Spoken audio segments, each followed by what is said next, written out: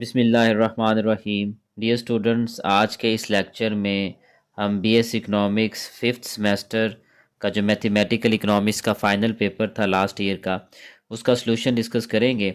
और इस पेपर का जो सब्जेक्टिव पार्ट है उसका क्वेश्चन नंबर 2 जो है उसमें हमें कॉस्ट फंक्शन गिवन है और हमें जो कहा गया है वो है find the point of inflection and relative maximum and minimum. तो सबसे पहले हम पॉइंट ऑफ इन्फ्लेक्शन निकालते हैं। तो पॉइंट ऑफ इन्फ्लेक्शन निकालने के लिए जो सबसे पहला प्रोसीजर होगा हमारा वो ये होगा that we have to find the second order derivative. यानी सबसे पहले जो हमारा टास्क होगा वो ये होगा कि हम सेकंड ऑर्डर डेरिवेटिव जो है वो फाइंड आउट करें इस कॉस्ट फंक्शन का। तो second order derivative find out करने के लिए सबसे पहले हमें फर्स्ट ऑर्डर डेरिवेटिव निकालना पड़ेगा। That is C prime is equal to 3 Q square minus 36 Q plus 750। अब इस पे सिंपल डेरिवेटिव्स के रूल हमने अप्लाई किए हैं कि जो पावर है उसको कोफिशिएंट से मल्टीप्लाई करके पावर में से 1 सब्ट्रैक्ट किया। तो इसी तरह से 18 2s आर 36, पावर में से 1 सब्ट्रैक्ट कर दिया, क्यू का डेरिवेटिव 1 आ गया। तो ये हमारे पास फर्स्ट ऑर्डर डेरिवेटिव आ गया। अब इसी का जब हम सेकंड ऑर्डर डेरिवेटिव लेंगे तो हमारे पास रिज़ल्ट बनेगा 3 2s आर 6 क्यू माइनस 36। अब यहाँ पे जो 750 है ये कांस्टेंट है और कांस्टेंट का डेरिवेटिव 0 होता है, तो ये हमारा 0 होके ख़त्म हो जाएगा। तो ये हमारे पास पहला जो स्टेप था वो कंप्लीट हो गया। हमने जो सेकंड ऑर्डर डेरिवेटिव था वो फाइंड आउट कर लिया है।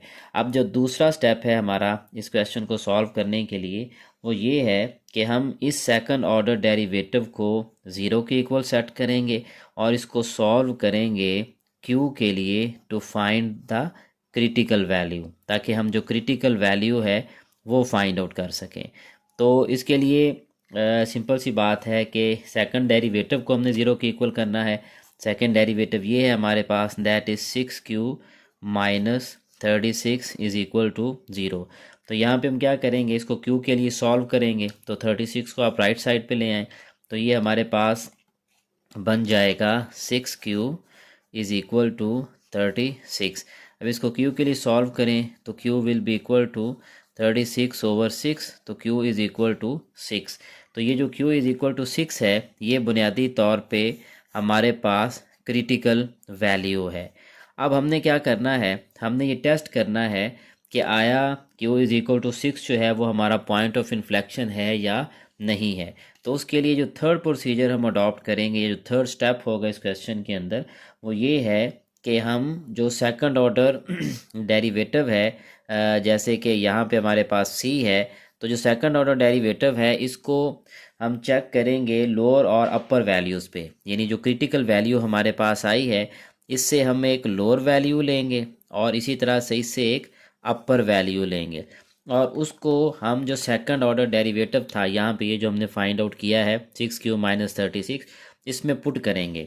अब अगर आप अपर और लोअर वैल्यू की बात करें तो सबसे पहले लोअर वैल्यू अगर हम देखें, फॉर एग्जांपल 6 से जो छोटी वैल्यू होती है वो 5 है। और इसी तरह से अगर हम अपर वैल्यू की बात करें तो जो अपर वैल्यू है 6 से वो 7 बनती है। तो हम करेंगे क्या, सबसे पहले जो सेकंड ऑर्डर डेरिवेटिव है उसमें q को हम रिप्लेस करेंगे 5 के साथ, फिर उसके बाद हम q को रिप्लेस करेंगे 7 के साथ, ठीक है।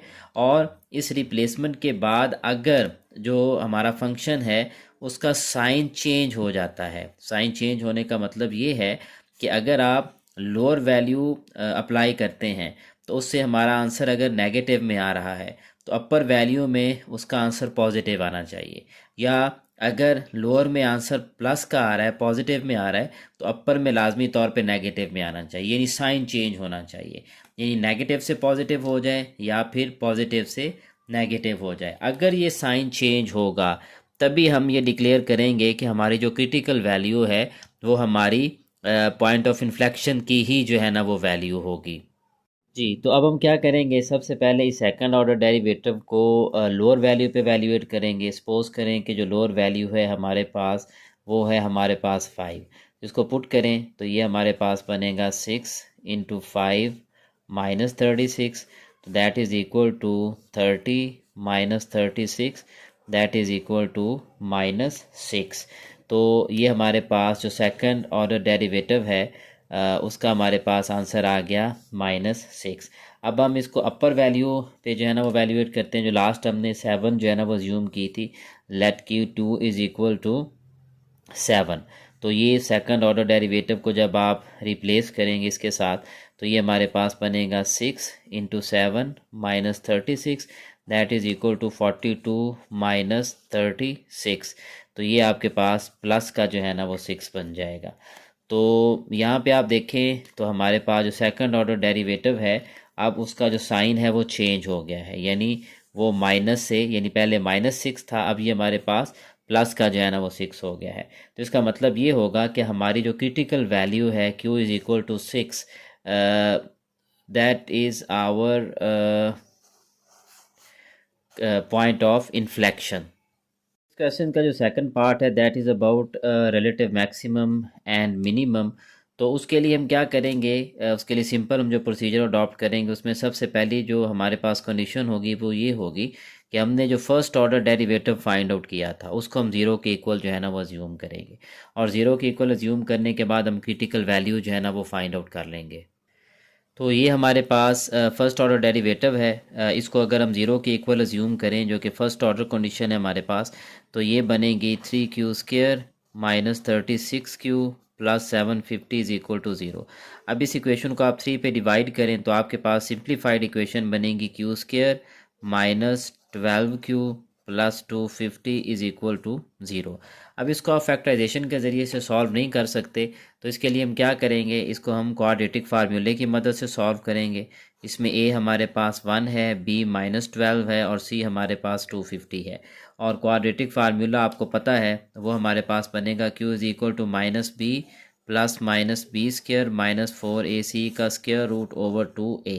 अब जब आप इसमें ये वैल्यूज़ पुट करेंगे ना, तो आप देखिएगा कि आपका ये जो स्क्वायर रूट वाला पार्ट है, जिसको हम जो है ना वो यूज़ करते हैं ये देखने के लिए कि हमारे जो रूट्स होंगे वो रियल होंगे या इमेजनरी होंगे, तो यहाँ पे आपका स्क्वायर रूट के अंदर जो आंसर आएगा ना वो माइनस में आ जाएगा। तो याद रखिएगा कि जब स्क्वायर रूट में नेगेटिव का आंसर आ जाए ना, तो इसका मतलब है कि आप उस स्क्वायर रूट को सॉल्व नहीं कर सकते, फिर आपका रियल नंबर की फॉर्म में आंसर नहीं आ सकता। तो यहाँ पे आप एक स्टेटमेंट जो है ना वो कंक्लूड कर देंगे फिर कि आप की जो क्रिटिकल वैल्यू है वो फाइंड आउट नहीं हो सकती, लिहाजा ये जो फंक्शन है इसका जो एक्सट्रीमम पॉइंट है वो फाइंड आउट नहीं किया जा सकता। ना तो रिलेटिव मैक्सिमम फाइंड आउट किया जा सकता है, ना ही मिनिमम फाइंड आउट किया जा सकता है। जस्ट इसका जो पॉइंट ऑफ इन्फ्लेक्शन है वो फाइंड आउट किया जा सकता है, विच इज़ 6, जो कि हमने ऊपर फाइंड आउट भी किया है।